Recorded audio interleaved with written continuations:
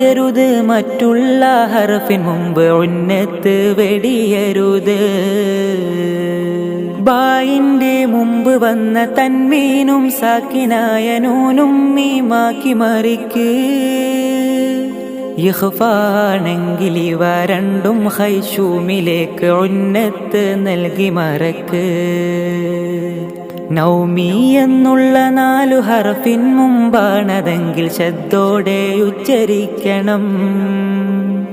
മൗത്തിന്റെ മുമ്പ് ഇവയെല്ലാം അറിഞ്ഞു ഖുർആനോദി നീ ചലിക്കണം.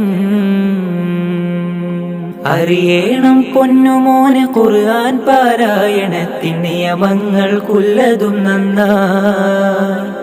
അതപോടെ കേട്ടിടൂ, ഹയാത്തിൽ പകർത്തിടൂ, ഉന്നത്തിന്റെ നിയമമൂർത്തിടൂ.